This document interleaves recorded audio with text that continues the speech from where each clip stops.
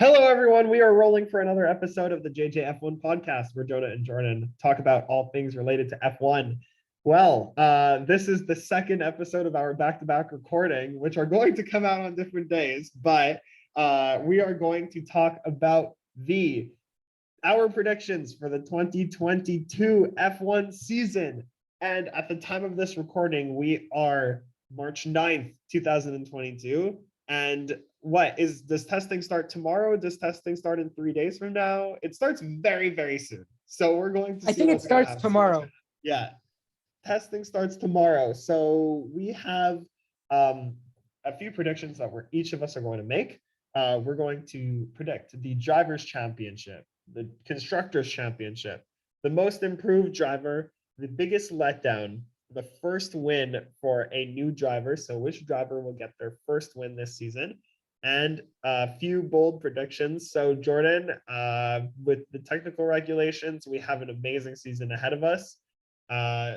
What do you think is gonna happen? I actually think that anything can happen. I know we might be saying these predictions, but really we could be completely wrong because I don't think the Barcelona test was enough of a sample size for the rest of the season. So we're really going off of what we just saw in Barcelona and what we see of the cars of our own knowledge. Anything can happen. Yeah, I mean, I'm very excited to see what's going to happen this season, and I'm very excited that I actually get to watch the Grand Prix at a decent time. I don't need to wake up at 8 o'clock or 9 o'clock in the morning to watch the Grand Prix anymore, or at least the first few. Then I will have to wake up and watch them. So that's the glory of being in Europe. With that being said, let's jump straight into it. I mean, do you want to do drivers and constructors last, or do you want to tackle them first? No, let's do them last. Let's do the other predictions first. Okay, so then we're going to do most improved driver first. So Jordan, I want to hear what you want to say about that. Yeah, so my most improved driver, and again, this might be dependent on the car itself, but I'm going to say Mick Schumacher is going to be my most improved driver. I am really looking forward to what the GOAT's son could do in a Formula One car. He was not given the right machinery last year to really perform. This year, again, depending on the car, there's a chance that he's given better machinery. So I will say that he is my most improved driver. He won the Formula 2 championship. So I really think that he is ready to compete. I think he is ready to drive well. And I think he's ready to show what that championship was all about and his actual skill.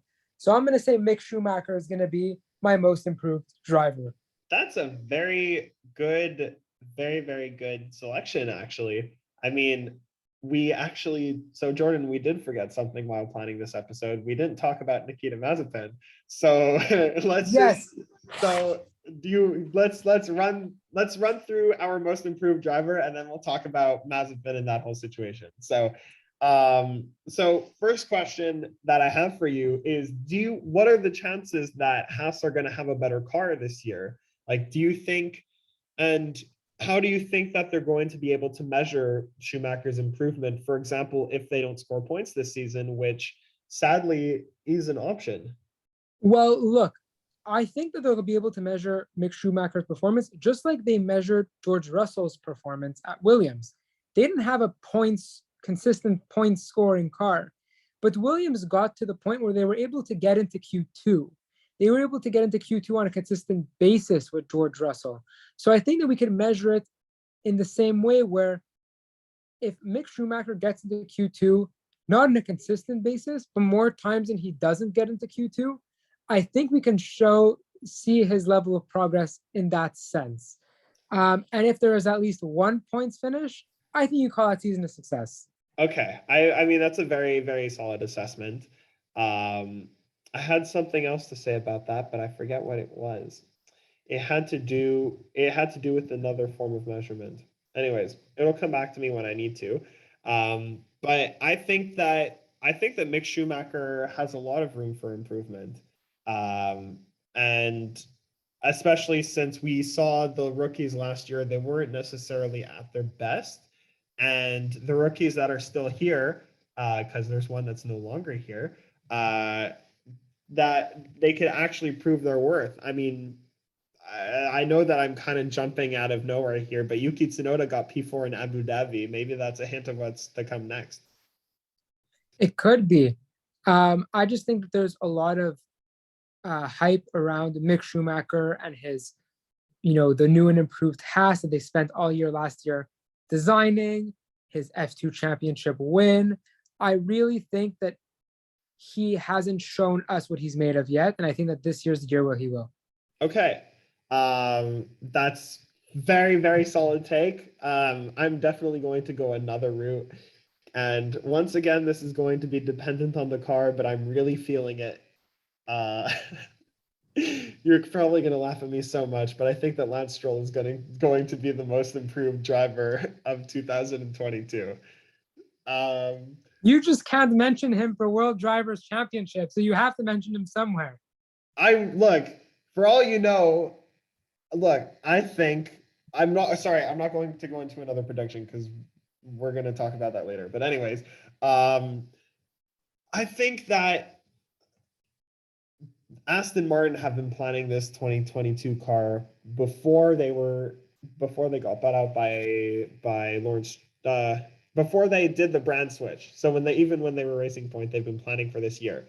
And I think that their side pod design is revolutionary, and I love the vents on it, and I love the design. I mean, we talked about it in our liveries episode. This is the best car on the grid. Do I think that it's going to be the fastest on the grid? No. But do I think that Lance is going to do better, for example, than even his 2020 season at Racing Point? Yes. And we came from a really bad season from Aston Martin in general, with the highlight being one official podium and one non-official podium by Sebastian Vettel, and Lance Stroll's best position being P5. So I think that Lance Stroll has the opportunity to pick it up here and show that regardless of the machinery that's being given to him, because everyone is basically, I wouldn't necessarily say on a level playing ground now because they don't have experience with this type of car, but they're definitely at a disadvantage because the cars are so different than from last year. I think that this is the time that Lance could show that talent that he's shown flashes of over the course of his time in Formula One and even in his junior career before that. Look, I see what you're saying. And just for those who are listening, who need to understand something, I am a Lance Stroll fan too. I know that Jonah, it's very clear. I also am a really big fan of him. He's my favorite driver on the grid. I just don't have that much conviction in the Aston Martin car. I understand you think the side pods are revolutionary. The cheese grater vent design is back. They've been working on it for a while, but so have all these other teams. And I think that Lance is a very talented driver. I think that what may hold him back might be the car, not his own talents. So it's very possible. I think that it's going to be a very similar season to the 2020 season. And I think that we might see maybe a podium, but that's what I think. I think we have misplaced, or no, I think probably my optimism is misplaced compared to everyone else's on how I think Aston Martin is going to do.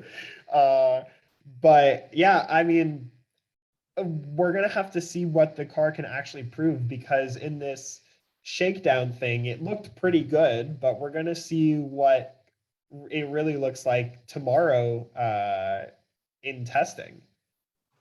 Yeah. And Jonah, like you're talking about Lance here, but if their car is that good, where does that leave Seb? What do you see for him this season? I mean, you know what? I'm just like, it's kind of linked with my bold prediction because it has to do with what my bold prediction is on how Aston Martin is going to do. So we're gonna we're gonna leave that to when we get to the bold prediction. Yeah, let's actually just dive right into it because that's I think our next. Well, first we need Oh, to we talk about have Nikita Mazepin. yes, we have Uh, Nikita Mazepin and biggest letdown coming up. yeah. So we have um well, today, or at least I think it was 20 minutes before recording our first episode, we got news that Kevin Magnussen will be replacing Nikita Mazepin at Haas.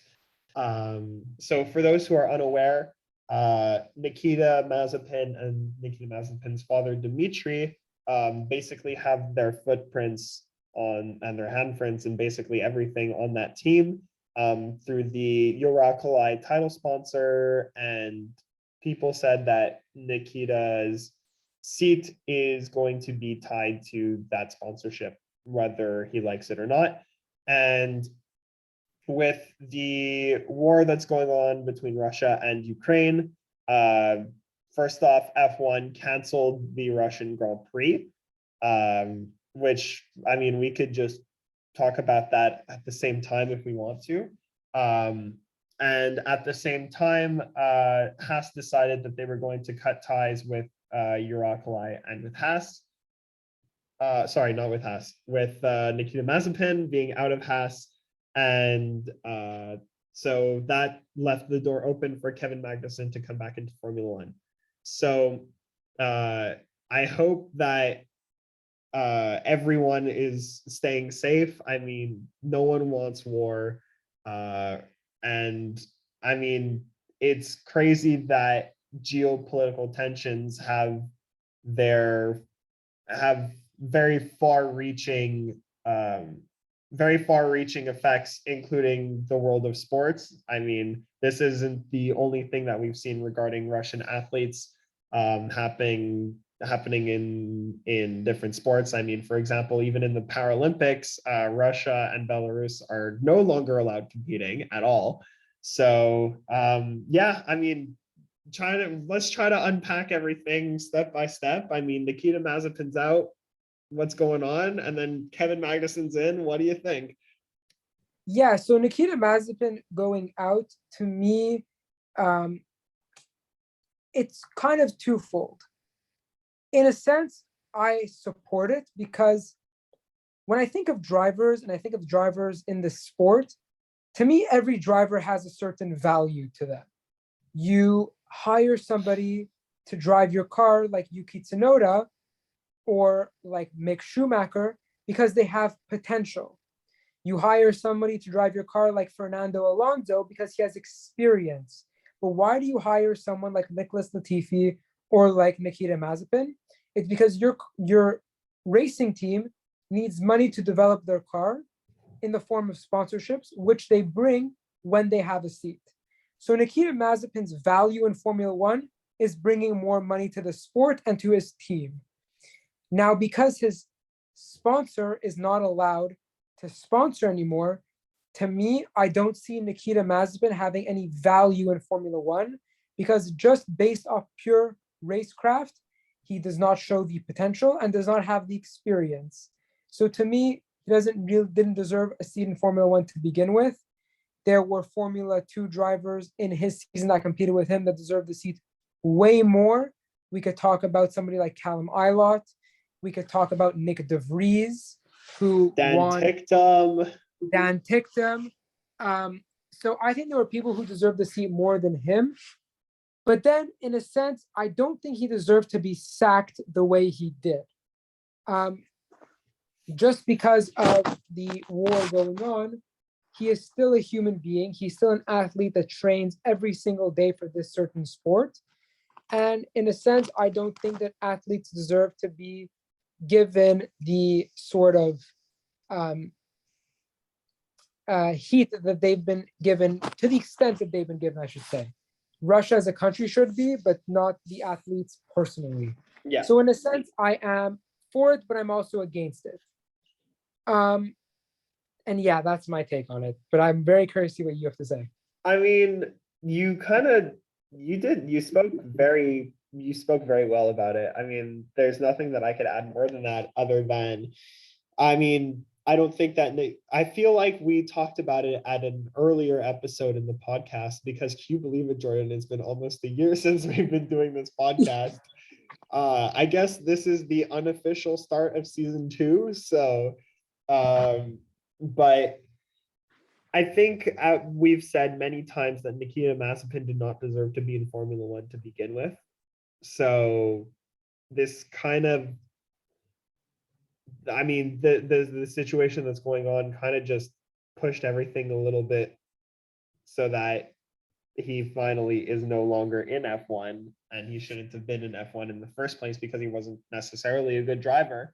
But it's really a difficult tightrope to walk in any situation, whether you're Haas, whether you're Mazepin, whether you're the FIA. It's a really, really difficult situation because you need to consider, do the athletes represent their country or do they represent themselves and their sport? And in a situation where, for example, each driver has their flag as an identification of who they are, like in Formula One, that's where they need to take a little bit more of a stand. Whereas, for example, if you're in the NHL, it's not as much as an individual sport. So, for example, you could have Alex Ovechkin, who's a Russian who's playing on the Capitals, but you won't see Alex Ovechkin with a Russian flag next to his name, for example, in the starting lineup.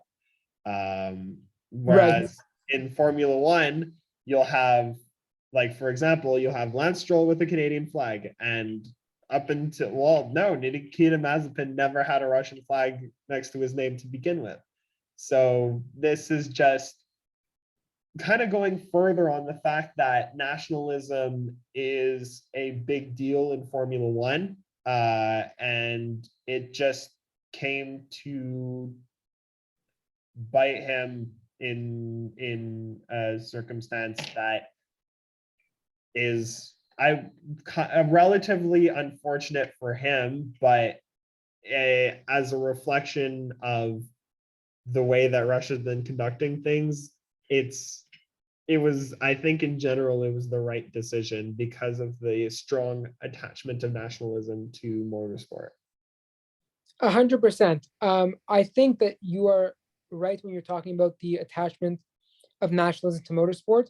And I also think it's even more present in this situation because Nikita Mazepin not only brought himself to the Haas team, but brought his country to the Haas team by painting their flag on the car. Well, officially not, but basically, we have yes. to remember that Haas is an American Formula One team, but they had more of a resemblance towards a Russian Formula One team than an American Formula One team because of Nikita and Dmitry Mazepin. So I think that your point is very valid. And I think it's even more valid because of the magnifying glass that, the not the magnifying glass, but the emphasis on Russia that was placed in their team. Yeah. I mean, I feel like we've talked about it as much as we need to, because we're talking about motorsport. We're not here to talk about politics. I've talked enough about politics in my life, you know that. So so we have now Kevin Magnussen coming in, who drove for Haas for a while. He doesn't really know that car. He doesn't know this car because it's a brand new car, but how do you think Kevin's gonna do? I am incredibly happy that Kevin Magnussen is back. Can I just say, I thought it was going to be Hulk. Oh, a lot of people were hoping for it to be Hulk, but I didn't think it was going to be Hulk. Nico Hulkenberg, for those who don't know. I was actually hoping that Romain Grosjean would have come back as a redemption from his exit last time around. I am very happy, though, that Magnussen is back. For those who don't remember, when Haas actually had money, he put up some amazing qualifying performances that were much better than Romain Grosjean's performances. And he did really, really well in that 2019 season. Was I Haas not P4 in the constructors championship at one point, or P5? Yeah, yeah, and he delivered some P5, P6s in qualifying in Austria. I remember. Um, he did really well, and I think that they need somebody that knows Formula One rather than a sophomore in Formula One, especially for a season that's very pivotal, like a new regulation sort of season. And I think it's the right move. I think that he is experienced. He knows the team better than anyone besides Romain Grosjean. And I think it's a fantastic idea. I think it's a fantastic move. And he's Danish. I'm excited for K-Mag. Did I think that K-Mag was going to come back? Not at all. I didn't even consider K-Mag in the equation. I thought that it was going to be like Giovinazzi or Hulkenberg or Schwartzman even. Actually, no, that wouldn't have worked out No, because no. Uh, but it would have been someone from the Ferrari Driver Academy or Jojo or Hulkenberg. I mean, I didn't even think that Kevin Magnussen thought of coming back because he was too busy in IndyCar, right? He was in IndyCar before. I believe so, but I'm not sure. I know that he was supposed to race at Le Mans He was with racing. Joe. Either way, he was racing somewhere at some point, right? He wasn't Yeah, necessarily out of a racing job. So I think that this is a great opportunity for K-Mag to show that he's back at the team. He had his break. Now he has the opportunity to pilot the team and at the same time mentor Mick Schumacher. So I think that that's a win-win situation. I mean, like you said, the only person that knows more about that Haas team than Kevin Magnussen is Roman Grosjean. So interesting. I'm very interested to see how this plays out. yeah, and I'm really excited. I really like Kevin Magnussen as a driver when he was in Formula One last time around. I never thought he deserved to lose his seat. Still don't think so. Very happy he's back. Yeah, he's It's back. the debate is though, who gets Gary as their race engineer? Because Gary was Kevin's race engineer. Yeah. Gary was Mick's race engineer. Who gets Gary this time around? I think that they should take Lance's former engineer Brad and they should give him to Kevin. Oh, that's great. I love the sound bites between Brad and Lance. It's fantastic. Yeah. For example, the pit button is the okay button, Brad. Fantastic. um, anyways, back to our regularly scheduled program. We have the biggest letdown. So you talked about the most improved driver first. I'm going to talk about the biggest letdown. And I think that L plan is not going to work. I think that it's going to be Fernando Alonso that is going to be the biggest letdown of the year. Um, I've heard some rumors out of Alpine. I mean, we had Prost's departure. We had their team principal leaving, and now it's Otmar. And I'm really happy that it's Otmar because I honestly, he shouldn't have left Aston Martin, but that's the way that I see it. I hope that Mike Crack does a good job. But I've heard some rumors also that their engine this year is extremely underpowered. And I think that this is going to be a GP2 engine 2.0 for Fernando Alonso, just like his time at McLaren. And I don't think that he's going to do that well because of the fact that his car is going to let him down.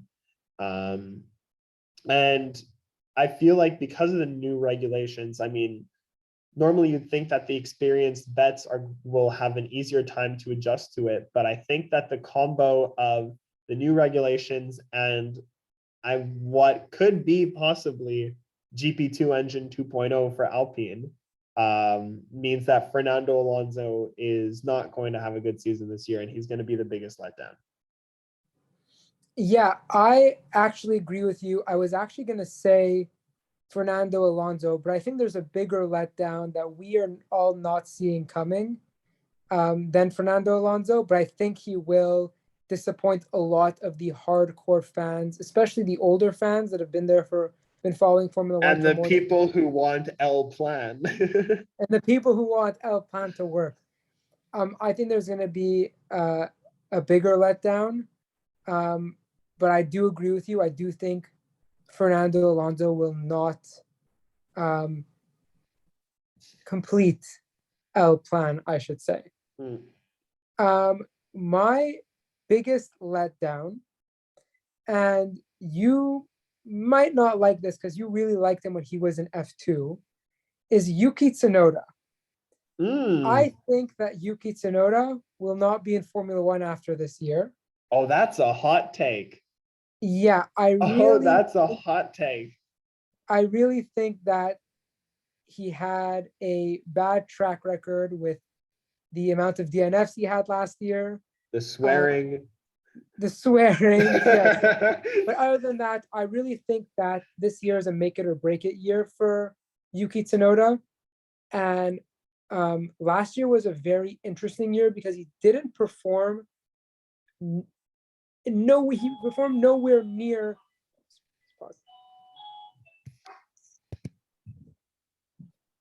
Yes, so sorry for technical difficulties, but I We was got talking cut. about we got cut off. But yes, I do not think Yuki Tsunoda will be in F1 next year. I really think that he has had a bad track record with the amount of crashes he's had, with the amount of money he has spent to repair that car for the Red Bull Junior team, and also compared to Pierre Gasly. I understand that Pierre Gasly is performing at godly levels. He is performing at amazing levels, but it's not even anywhere near where Pierre Gasly is. He is leaps and bounds ahead of him. And I think that you need to perform really well, especially because AlphaTauri is a team that is on the rise. As much as they are a Red Bull junior team, they're more becoming a Red Bull sister team. And so because of that, I think Yuki Tsunoda will not do as well.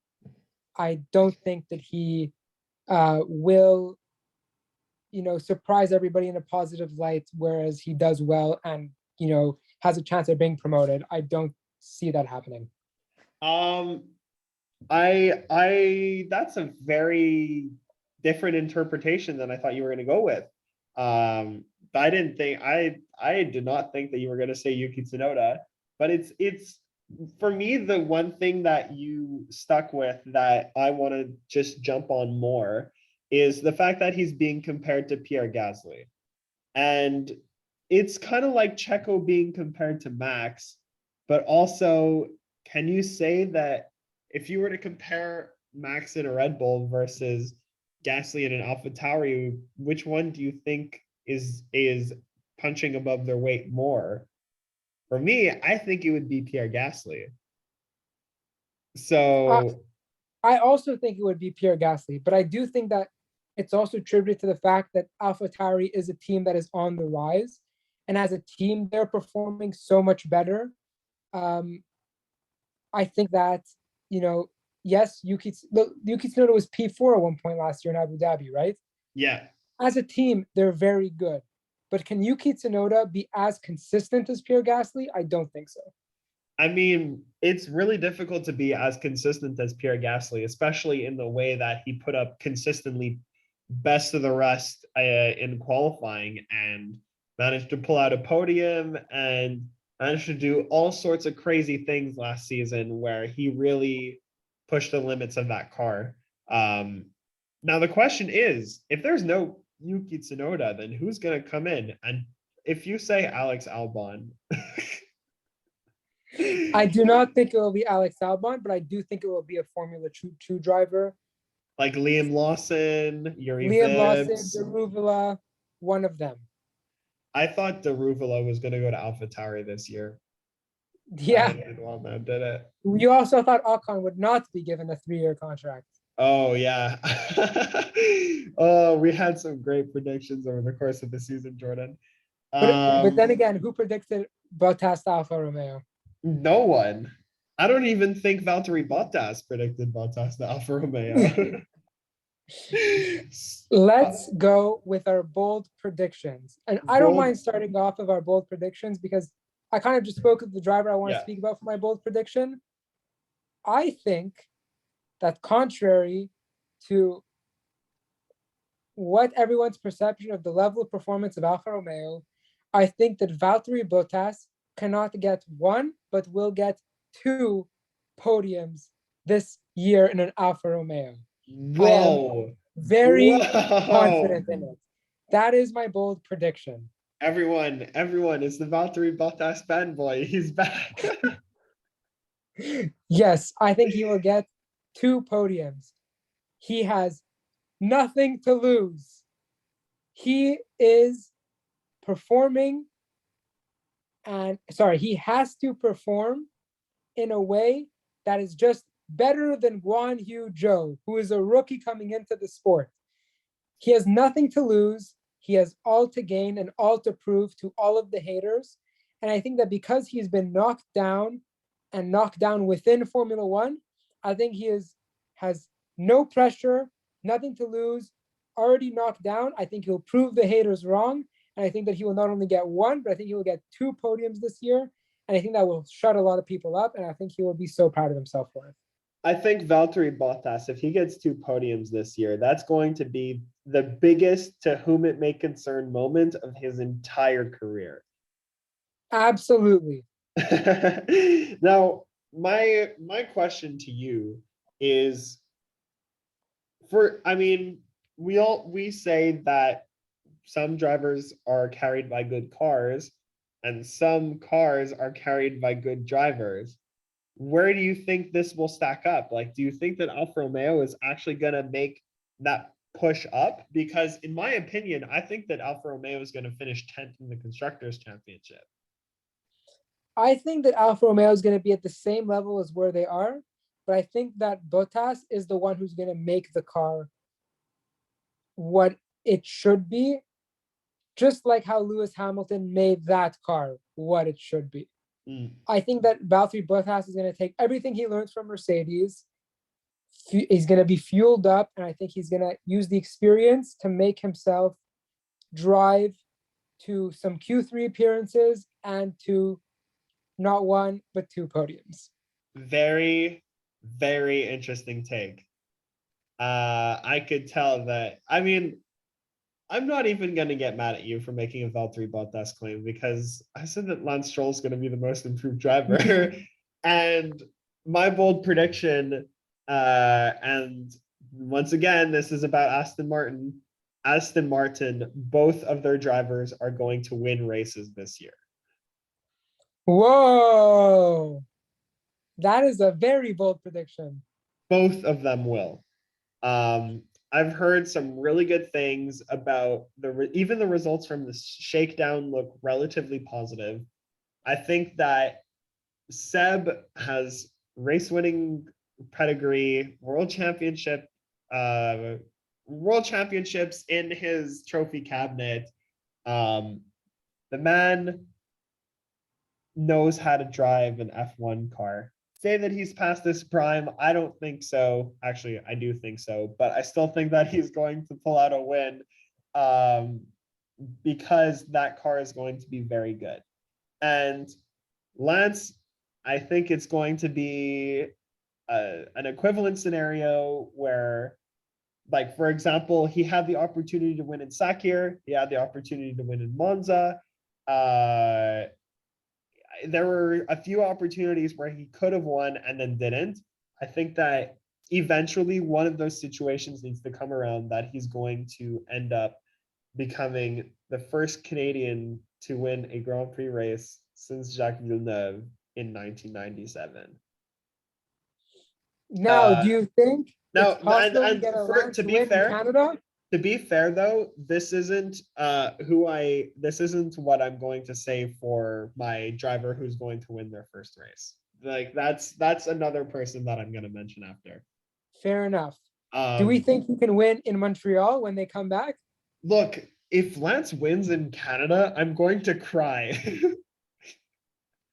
because we're going to be at the Grand Prix, Jordan. Yes. And I swear, if Lance Stroll wins in Canada, you will never hear me scream "Oh Canada" at full voice louder than with Lance Stroll being on the top step of the podium in Montreal. Do I think it's gonna happen? We're gonna have to see about that car, because we talk about how these cars, they're going to have increased downforce and that they're going to be amazing in the corners, but CGV is a big straight track. So I'm curious to see how these cars are going to do on, for example, a circuit like Baku, or a circuit like Monza, where they're not necessarily known for having corners.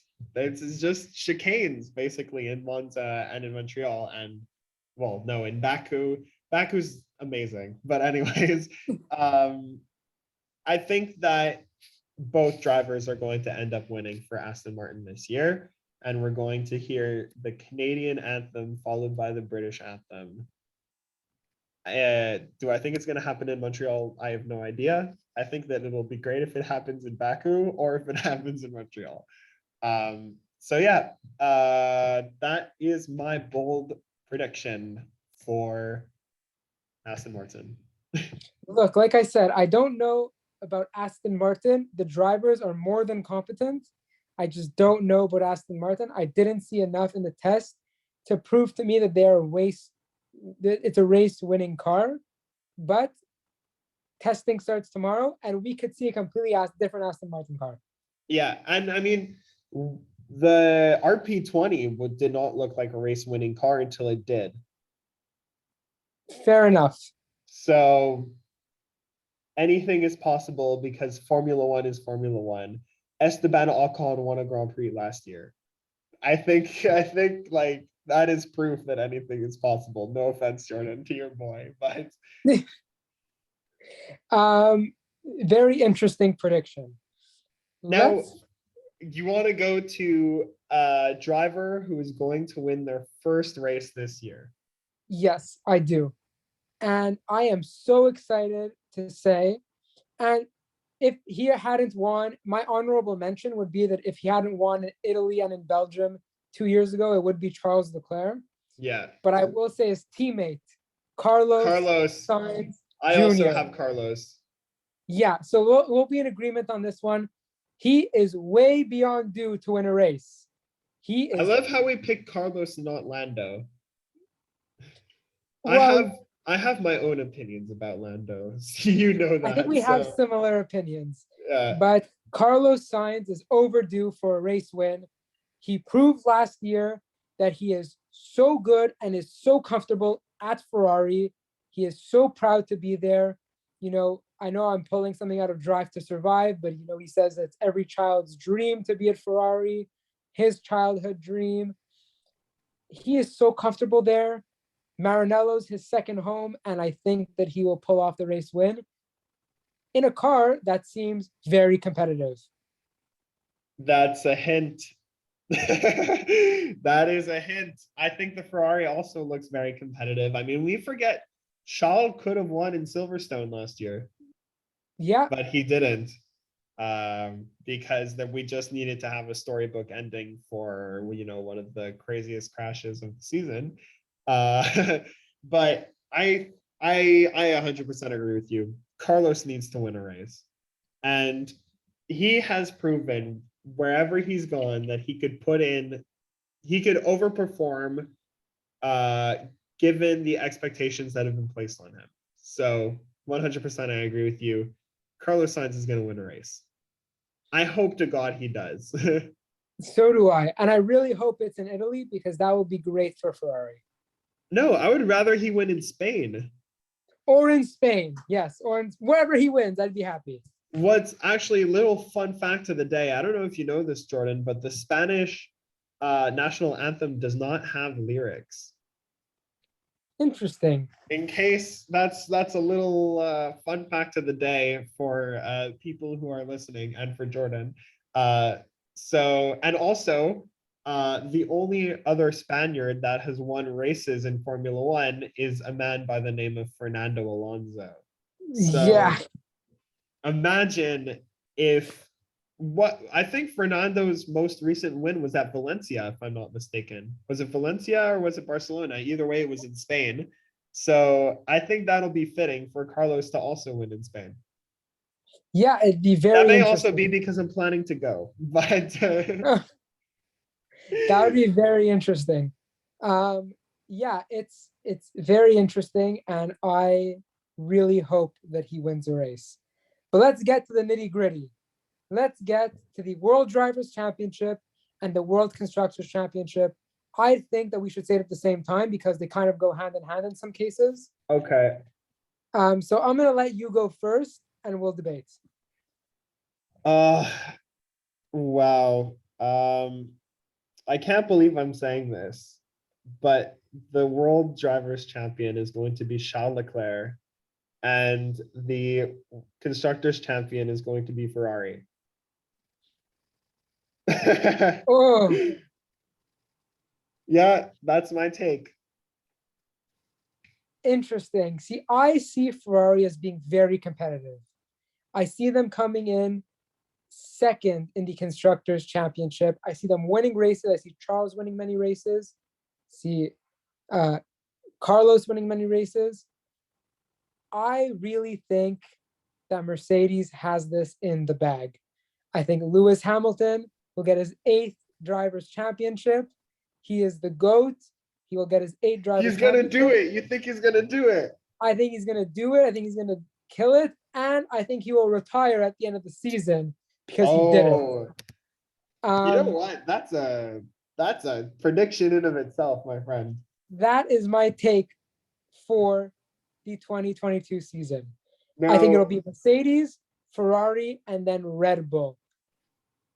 I think that so I'm going to ask you a question about your pick, and then you could definitely ask questions about mine because I didn't justify it at all. So, my question to you is Lewis Hamilton doesn't have a pushover as a teammate anymore. He has George Russell.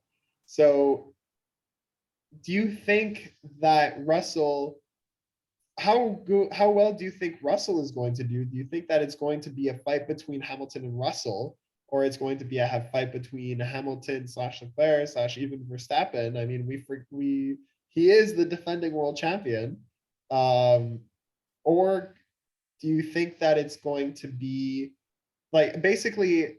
My question for you is how big of a role do you think George Russell is going to play in Lewis Hamilton winning the championship?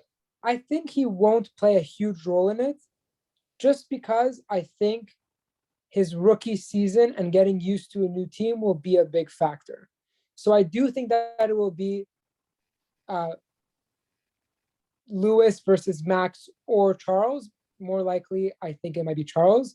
I think that Ferrari will perform incredibly well, but I think that that Mercedes has an incredible technical department. I think they have proven through 7 consecutive, is it 8 or 7? I'm not sure.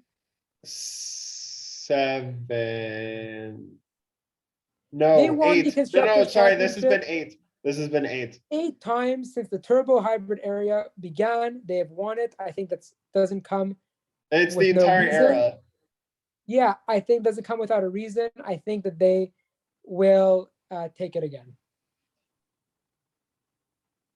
Wow. Yeah, No, I think Ferrari will come in second though, but I do think that it will be a situation where it's gonna look like Hamilton, Leclerc, Verstappen, and then the other second drivers afterwards. Um, but yeah, now here's why I think that Charles Leclerc and Ferrari are going to be champions. Say what you want about the side pods. I'm feeling it. Here's no, but I'm also going to go back in history because Ferrari had for a while was so reluctant on developing their aero um, because of something deeply rooted in even the Ferrari family principle that if you have a crazy engine, you don't need aero. So I think 2020 was a wake-up call. Actually, everything since Germany 2018 has been a wake-up call for a Ferrari. Oh wait, we actually need to develop aero. This is important. And I think that the 2022 car is proof that Ferrari actually put in the effort to develop not only a very fast engine, but enough of an aerodynamic car that the engine can actually work at its best. So with that combination of, for example, I think that the side pods are a good part of it, um, as well as I mean, we can't go wrong with a Ferrari engine. Maybe in 2019 we can, but in since then, I think that Ferrari has a very, very good engine. And because of that, I think that it's going to be a tough decision of who is going to be the number one driver at Ferrari. But I think that it's going to be tough between Carlos and Charles of who's going to win. But I think that in the end, the person with the longest and most expensive deal in Ferrari history is finally going to become a world champion. And Ferrari will fix, or they will break the curse that's been haunting them since Kimi Räikkönen in 2007. Yeah, look, it would be a very nice story, and it would also be great to see as a Formula One fan to see Ferrari, the classic team, back on top. I just don't think it's realistic, especially when Lewis Hamilton is still in the league. That's a good comment, but at the same time, let's go back to 2019. Charles Leclerc had what, 5 poles in 2019? And 2 race wins. And 2 race wins. In 2020, that car was a tractor. We know that.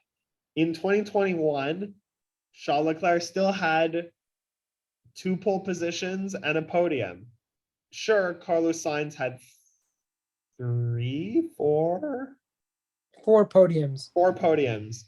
But that being said, I think that overall, Charles is the more complete driver. Um, and I think because of that, he's going to end up pushing to his first championship. I think that this era could well be dominated by Ferrari for all we know. Yeah, for all we know, it could be dominated by Ferrari. I Just mean, don't. for all you know, in 2-3 years from now, however, the Aston Martin master plan could come into effect, and They could be the world they champions. could be the ones fighting for the title. I mean, there's this. I listen to Grill the Grid podcast, which is an F1 podcast, like organized by F1, the association. You get the idea. Uh-huh. And they bring some amazing guests on, like some guests that you never think would even give interviews. Like, for example, they interviewed Kimi Räikkönen for an hour and a half. Imagine interviewing Kimi Räikkönen for an hour and a half. Like, the guy doesn't speak, and he managed to put on a very good interview. And one of the people that they brought on recently was Lawrence Stroll.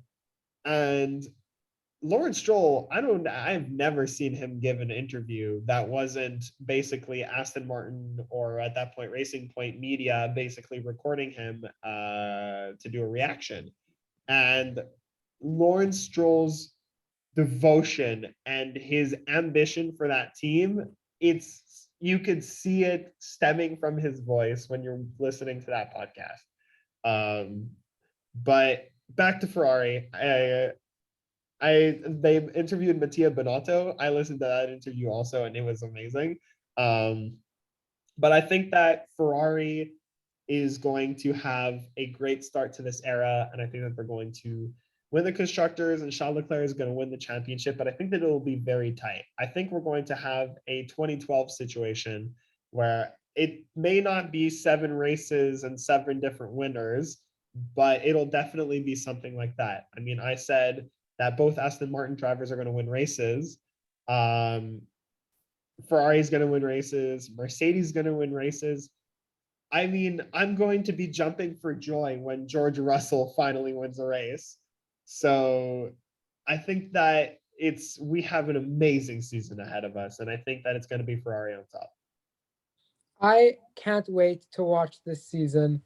It starts with testing tomorrow, the Bahrain Grand Prix next week. So stay tuned for our first race review to see what these cars are actually like. Yeah, I mean, I guess the Bahrain Grand Prix is going to be the official start of season 2. So if you want to follow us throughout the 2022 F1 season and more, feel free to follow us on Instagram and like our Facebook page at JJF1 Podcast, and we will see you for the next episode. See ya. See ya.